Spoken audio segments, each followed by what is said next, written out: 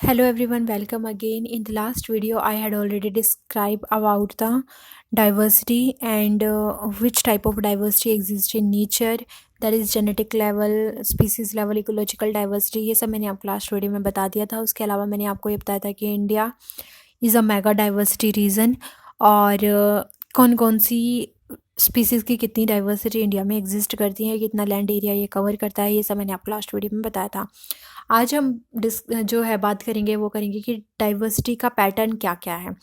आप अर्थ को एक बायोस्फीयर एज्यूम कर रहे हो, तो बायोस्फीयर के अगर हम इसको स्टडी करते हैं तो इक्वेटर और पोल्स के बारे में सब जानते हैं. इक्वेटर एक ऐसा रीजन है जो कि सेंटर में होगा अर्थ के, और पोल्स जो है वो जो है सबसे ऊपर और सबसे नीचे अर्थ के एग्जिस्ट करते हैं, जो कि लैटिट्यूडनल वेरिएशंस यहाँ पर हमें मिलेगी जब हम इक्वेटर से पोल्स की तरफ जाते हैं.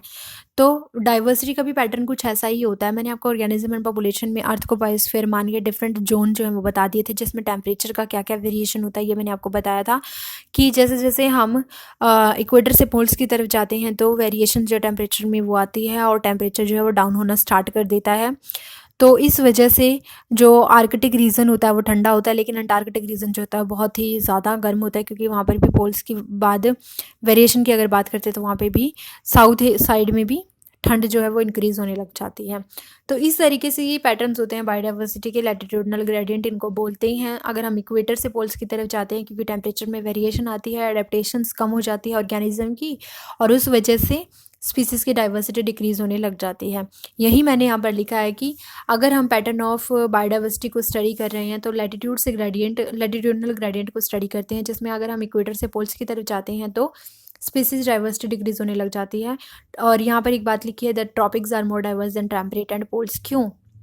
क्योंकि ट्रॉपिक्स जो होते हैं वो इक्वेटर के पास होते हैं और टेम्परेट जो हैं वो इक्वेटर से थोड़ा दूर होते हैं. इस वजह से ट्रॉपिक्स पे सबसे ज़्यादा डाइवर्सिटी देखने को मिलेगी, क्योंकि यहाँ पर सीजनल वेरिएशन कम होता है, यहाँ पर स्टेबल कम्युनिटी होती है, जिसकी वजह से यहाँ पर होने जो स्पीसीज हैं वो बहुत ज़्यादा डाइवर्स होंगी और बहुत ही ज़्यादा स्टेबल होंगी as compare to the temperate and poles region. Poles region जो होते हैं वो पॉइंट पर होते हैं जो अर्थ की डायरेक्शन नॉर्थ और साउथ तरफ होते हैं. इस वजह से वहाँ पर ठंडा एरिया होता है, जिसकी वजह से वहाँ पर डाइवर्सिटी कम होती है. वहाँ पर एडेप्टेशन कम होगी, इस वजह से डाइवर्सिटी कम हो जाती है. तो यहाँ पर एक डाटा भी दिया गया है जो हमें ये बताता है कि किस तरीके से जैसे जैसे हम अर्थ से दूर अर्थ के इक्वेटर से दूर जाते हैं, उस तरीके से वहाँ पर डाइवर्सिटी जो है वो कम होने लग जाती है. लाइक अगर हम कोलंबिया की बात करते हैं, कोलंबिया एक ऐसी कंट्री जो कि इक्वेटर पर है, वहाँ पर बर्ड्स की स्पीसीज़ जो है वो 1400 मिलेंगी.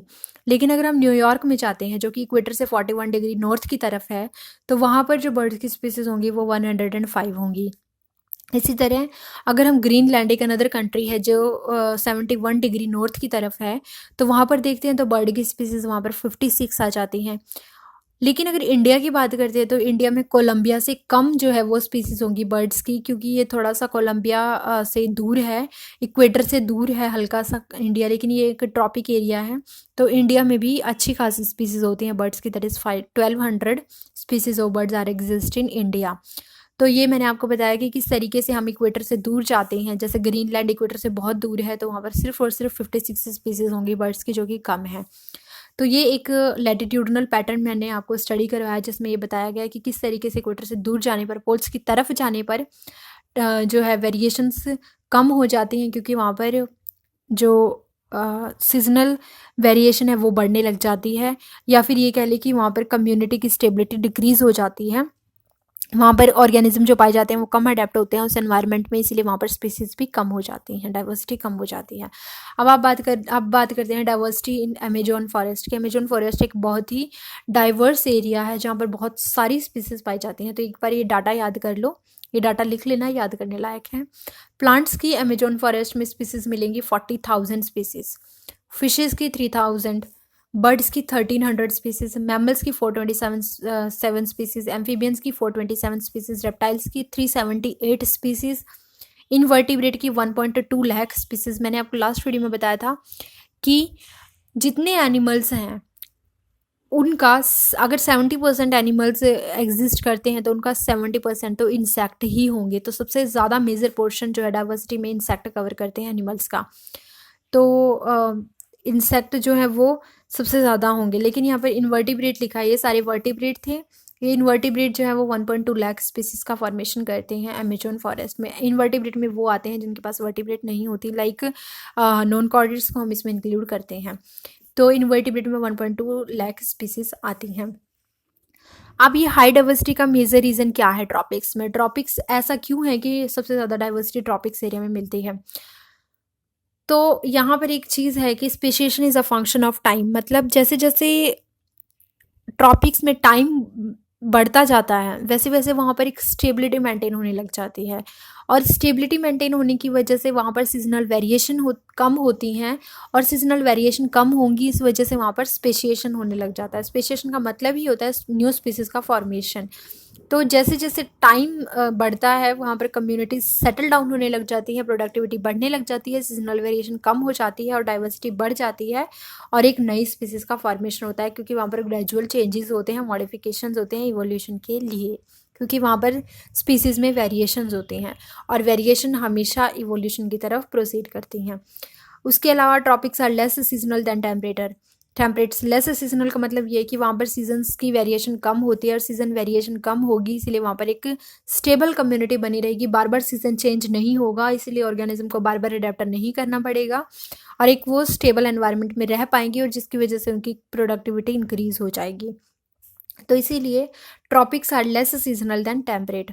उसके बाद है more solar availability, so more productivity increases diversity. क्योंकि बड़े बड़े फॉरेस्ट हैं, अमेजोनियन फॉरेस्ट अगर हम बात करते हैं ट्रॉपिक्स में, तो वहाँ पर बड़े बड़े फॉरेस्ट हैं जिसकी वजह से सोलर जो लाइट है वो बहुत ईजिली अवेलेबल है, और ये बहुत ही डेंस एरियाज़ हैं, यहाँ पर हर टाइप के ऑर्गेनिज्म और हर टाइप के प्लांट मिलते हैं, इसीलिए यहाँ पर प्रोडक्टिविटी ज़्यादा हो जाती है, जो कि डाइवर्सिटी को इंक्रीज़ करती है। और डाइवर्सिटी इसी वजह से ट्रॉपिक्स एरिया में बहुत ज़्यादा होती है, क्योंकि वहाँ पर सीजनल वेरिएशन कम है, और जैसे जैसे टाइम बढ़ रहा है सीजनल वेरिएशन कम होने की वजह से कम्युनिटी में स्टेबिलिटी है, और स्टेबिलिटी की वजह से स्पेशिएशन होता है, नई स्पीसीज़ बनती हैं जो कि बहुत ज़्यादा अडेप्टेड होती हैं उस एनवायरनमेंट से, फिर उनकी प्रोडक्टिविटी को इंक्रीज़ कर देती हैं। तो यही रीज़न है कि ट्रॉपिक्स में हाई डाइवर्सिटी हमें देखने को मिलती है। तो ये मैंने आपको आज की इस वीडियो में बायोडाइवर्सिटी के पैटर्न, डिफरेंट पैटर्न समझाए हैं। नेक्स्ट वीडियो में हम स्पीसीज एरिया रिलेशनशिप के बारे में बात करेंगे, और मैं आपको बायोडाइवर्सिटी की इंपॉर्टेंस भी बताऊंगी। ठीक है फिर, थैंक यू फ्रेंड्स।